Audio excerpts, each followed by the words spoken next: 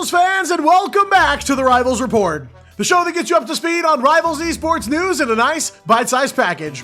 My name is Diatonic, and this is the Rivals Report number 44 for the week of April 13th, 2026, powered by Gamer Advantage. On this week's report, with the Americas and EMEA regions taking a break ahead of playoffs, the preseason for both Asia and China are heating up. We've got results and a look at last weekend's headlines. Plus, we've got some collegiate rivals coverage this week as the top colleges and competitive rivals went head-to-head in the Alienware Collegiate Clash. And in community tournament news this week, we're checking back in with Solo Stacks CrownBreaker Series weekly tournaments ahead of the Season 7 MRC. Well, we're now 3 weeks into the Ignite preseason overall, with Asia completing its group stage this past weekend and things just getting started in China. There were plenty of comebacks, close calls, and dramatic finishes in Asia over the weekend, with the power hierarchy finally starting to settle going into playoffs. Following the second week of competition, Pirates swashbuckled their way to a flawless group stage, finishing 7-0 overall without dropping a single map along the way. But emerging powerhouse Zero Tenacity stands squarely in their rearview mirror, finishing 6-1 after losing only to Pirates throughout the group stage. AAAD had a tougher week overall, ending the group stage 4-3 following back-to-back losses to Pirates and Z10. Reject managed to claw their way to a 4th place finish in this group stage, also clocking a 4-3 record. As did XOXO01, who'd win their final 2 matches after a loss to Reject. And Rival Esports managed to make it to the last qualifier spot at 2-5, winning just 1 of 4 of their second week matches. MRC qualifiers N1 Hex and Loyalty were eliminated for the preseason, finishing 1-6 and 0-7 respectively. One of the biggest matches of the week was the very first one, pitting Pirates against Zero Tenacity in what was essentially the battle for Asia. These two had poised themselves as the strongest in the region and were placed on a collision course to find out who came out on top. Pirates have been killing it on domination all preseason long, and they continued that in this series when they crushed Z10 on Krakoa, taking both capture points and leaving them reeling. Zero Tenacity would take the fight to Museum of Contemplation for the second map, and it would end up being a heater, with Z10 nearly finding a stop until Pirates claimed their top seed spot after that 3-2 clash. This victory essentially cemented Pirates as the current top team in Asia, and all eyes are on them as they sail into playoffs as the number 1 seed at a flawless 7-0. Reject also made up a ton of lost ground in the second week of the group stage. In case you missed it, they had a rough start during week 1, falling 0-2 at the hands of Pirates, dropping a shocking series against AAAD, and ultimately being 0-2'd yet again by Zero Tenacity, leaving the Asia partner team 1-3 overall. They had their work cut out for them, essentially needing a perfect week 2. They opened with a brutal showing against XOXO01, dropping a single domination point before turning up the heat and taking it 2-0. And they'd keep that mean streak alive with back-to-back complete shutouts against Loyalty and Rival. This team knew going into week 2 that they'd have a long way to go to rebuild faith, and I'd argue that they delivered on that, sending some messages to the rest of the Asia region along the way. Who do you think was the carry for your team? Me, bro. I carry. And while week 2 was home to some great turnaround moments for some teams, for others, the end of the group stage was merely the nail in the coffin. Loyalty would end their group stage run at 0-7 overall after having some technical problems during a map in week 1 that forced them to play a 5v6 they wound up losing. Loyalty would again run into problems in week 2, this time some internal roster struggles that put them in a very similar position, and they'd ultimately forfeit their match against Pirates. And frustrations mounted for N1 Hex as well. We suspected there were troubles in Paradise back in week 1 when one of the team's core players, JT3, announced they'd be looking for team ahead of stage 1. But the trouble continued this week, with frustrations mounting and leading to some of their players and staff to take to X to vent some concerns. They'd fall to 1-6 overall after 3 tough losses against AAAD, Zero Tenacity, and Pirates.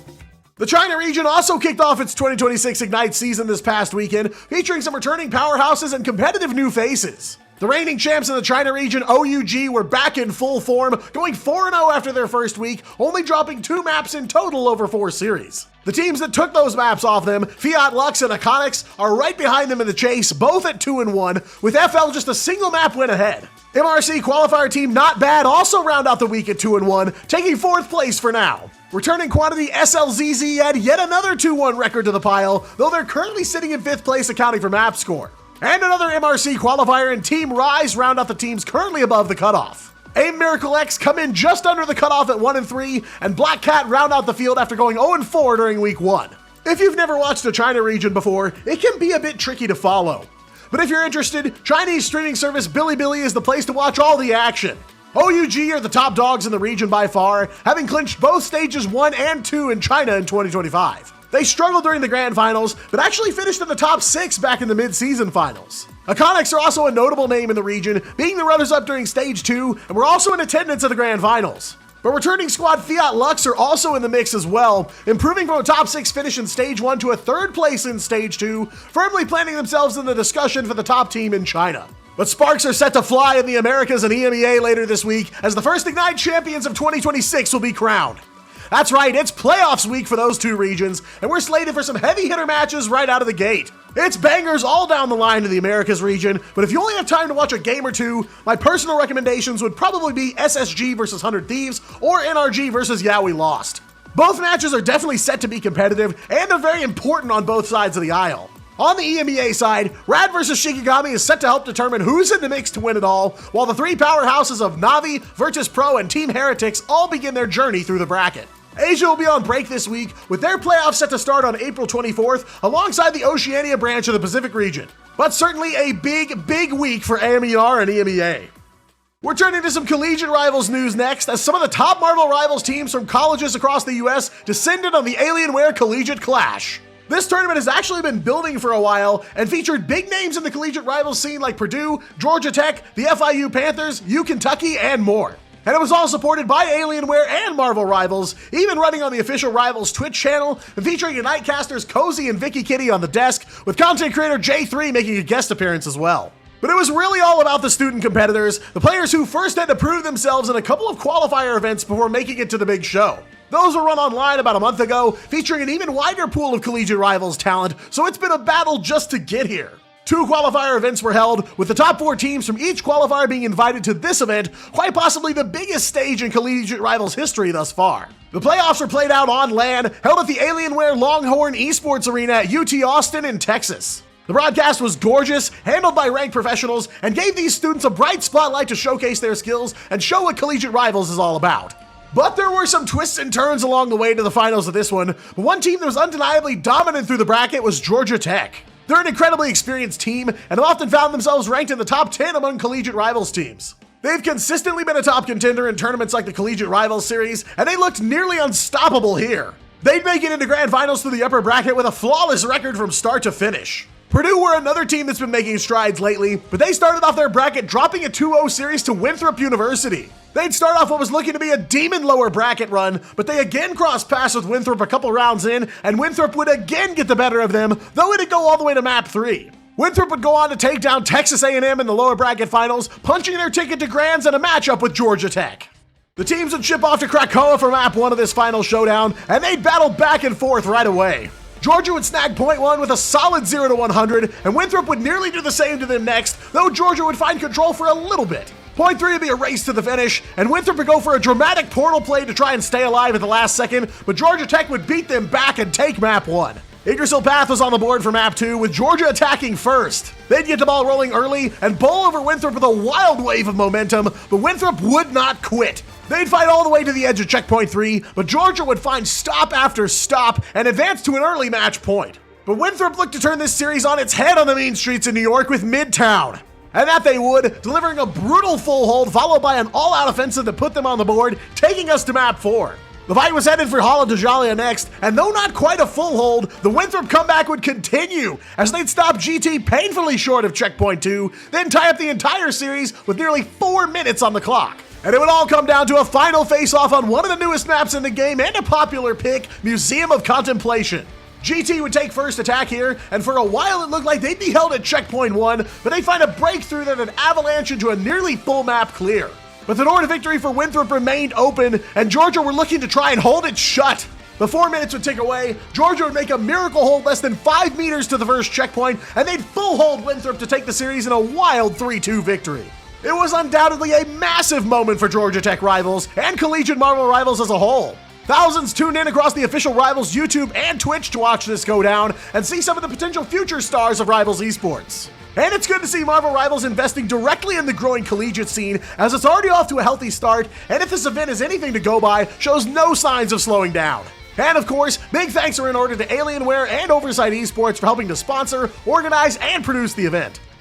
And in community tournament news this week, we're checking in once again with one of the fastest growing weekly Rivals community tournaments, the CrownBreaker series. Organized by Solo Stacks Esports, and with the broadcast being handled by Raps and Production Group, the CrownBreaker series is starting to get some eyes on it, especially as it's home to early looks at future MRC and potentially Ignite competitors. If you haven't tuned into a CrownBreaker before, it's a weekly single elimination tournament, is open to the community, and usually puts up a $400 prize for the winners. But if a winning team returns and wins another tournament the following week, they'll start to earn bonuses on top of the prize. But that also starts to paint a target on their backs, as the organizers will put up bounty rewards for teams that break this streak, and that's exactly where the CrownBreaker series found itself over the weekend.